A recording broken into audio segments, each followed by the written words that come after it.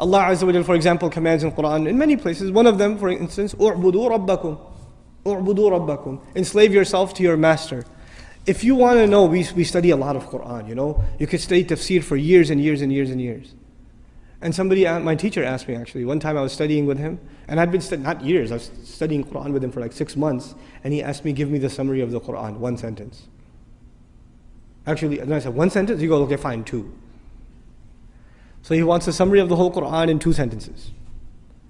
And I'm thinking, I'm going, in my head, I'm doing a review of the stuff he talks about all the time. How am I going to summarize the entire Quran in 2 sentences? And I remembered what he said, and I used it, and he said, you're right. Alhamdulillah. Here's what it was. Number 1, accept Allah as master and accept yourself as slave. A lot of people accept Allah as master, but they still don't accept themselves as slave. Just accept it. Internalize that He is master, you are slave. Accept that. Number 1. And after you accept that, the second sentence, accept that this guidance is only beneficial to people who accept themselves as slaves. That's it. You say, Iyaka na'budu, you accept yourself as slave. Then what are you ready for? Ihdina sirat. Guidance. Slavery and guidance is the summary of the entire Quran. The Quran began with slavery, Iyaka na'budu. It begins with slavery, and at the end, again, he calls himself master, which alludes to us as what? If he's the master of the people are his slaves. Ends with slavery.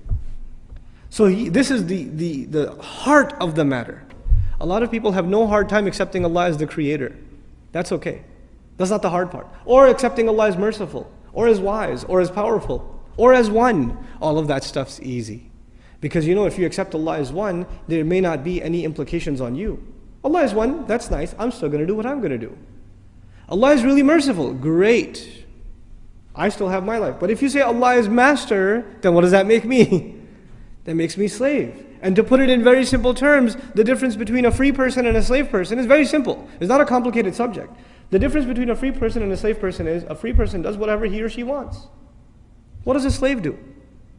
A slave cannot do what he or she wants. If a slave did what he or she wanted, then they would be considered free. The only thing that makes them a slave is they do what the master wants. If you accept that your will comes under the will of Allah, your will has to be submitted like a slave before the will of the master. Then you've understood what this book is, what this message is. That's the summary of this message. It sounds very simple. I mean, it takes 5 minutes to explain, but internalizing that is a lifelong struggle.